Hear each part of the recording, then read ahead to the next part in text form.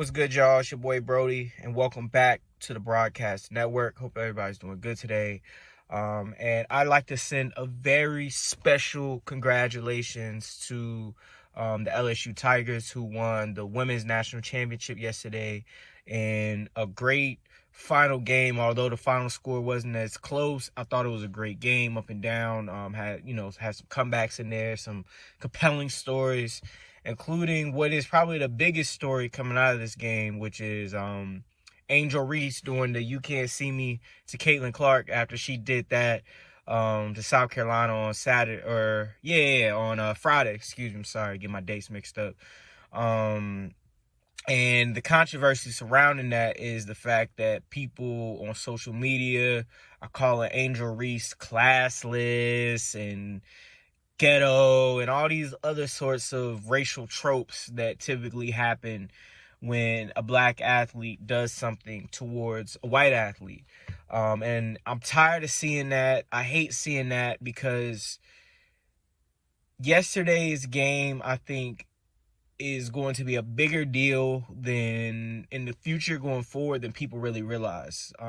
Because things like that happening, I think people were so caught up on the taunts and the gestures, which I love personally. I love good trash talk. I think sports, period, needs more trash talk, especially the women's basketball game. So I love seeing that. Shout out to Angel Reese for even doing that, because that's like the level of taking it personal that you got to have to remember someone doing this to somebody else the other night and you coming back and doing it is pretty cool. So like I said, shout out to her. Excellent basketball player. Same thing with Caitlin Clark. Excellent basketball player.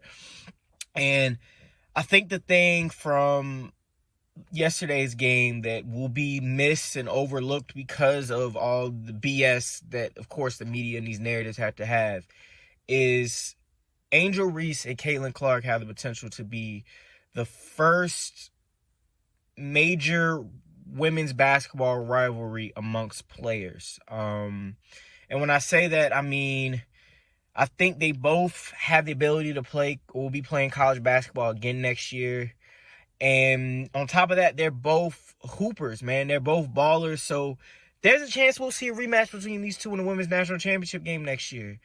And on top of that, both of them, I believe personally, will be superstars in the WNBA within their own rights. Caitlin Clark is a baller. I mean, I just seeing her play, like I saw some of the highlights from Friday to the point where yesterday I had to sit down and watch, and she lived up to all the hype that I had going into it. But also with Angel Reese, man, she is a hooper for real. Like, throughout the season, she was one of the college basketball players that I kept seeing pop up on my timeline where she go out and have like 20 points and 20 rebounds, which is absurd, crazy, whether you're a man or a woman. That's crazy to do over and over again. So, but like I said, I do think that yesterday's game and, the events from yesterday's game will lead to Angel Reese and Caitlin Clark being the first true player-player rivalry in the women's basketball game. And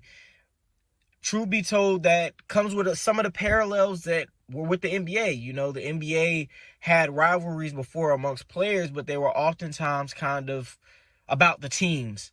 And that's something that I think that the WNBA and the women's basketball game in college have also had, where it was about certain teams. So for a while, it was Notre Dame and UConn, or Tennessee and UConn, or even Baylor, UConn. As you can tell, UConn's in there a lot. Even up to now, where I think this year LSU and South Carolina, was a good rivalry. But they've never had two players who represent so totally polar opposite things. You know what I'm saying? Like Angel Reese, she represents a generation of female hoopers who they're not what we used to perceive them as. They are more like Instagram models in a lot of ways, or they carry themselves in that way more so than they do hoopers. And this is like the first real generation I think we're going to see of women basketball players who carry themselves like that. And I think that's going to be a big thing that's going to improve the game by so much, because it's going to bring a lot more personality to the game, which is something that I think the women's game needs so much, is a lot more personality.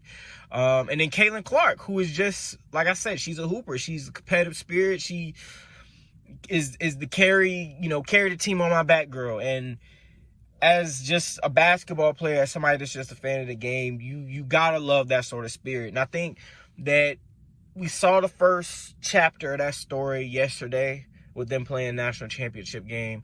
Hopefully, if they get a chance to play each other again next year, we're going to see that second chapter. And I think that is going to be that book is going to keep writing itself going forward into the WNBA, because I think Angel Reese has potential to being one of the best players in the WNBA, and Caitlin Clark, same. I think they both had a potential to be two of the best WNBA players in the world.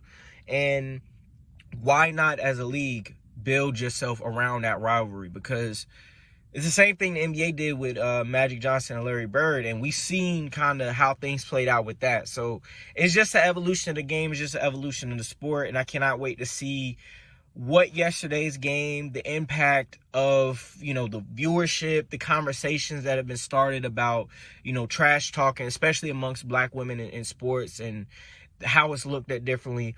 I hope that all these conversations, they lead to the point of, this is the next big rivalry in basketball, specifically in women's basketball, but in basketball, period. This is going to be a rivalry that has the chance to shape and mold basketball, men and women, but also create a lane for women's basketball to truly get the respect and the flowers that it truly deserves. Because women's basketball is a great game, and if you watch it and you follow it, you'll understand that it's not like the NBA. It's not meant to be like men's basketball. It's not meant to be like the NBA. It's not even meant to be like men's basketball, period. It's meant to be different. And with rivalries like this is when you'll have people come into the game and say, I'm going to watch it for what it is and not try to compare it to the men, because that comparing it to the men is the thing that's going to hold the sport back so much. And like I said before, give women's basketball their flowers, man, because they deserve it. Women's basketball is the future. So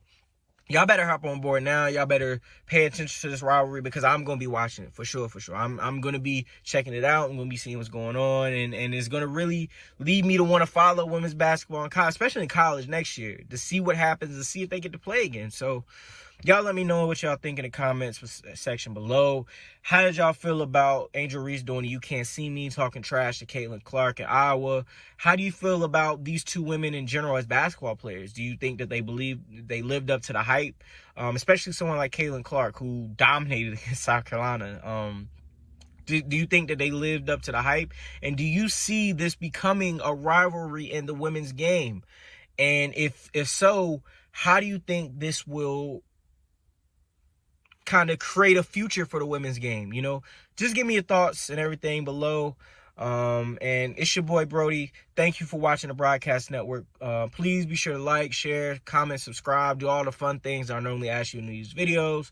And I'll catch y'all later. Y'all take care. Peace out now. Thank you for listening to the Broadcast Network. It's your boy Brody. Like, subscribe to the video. Thank you.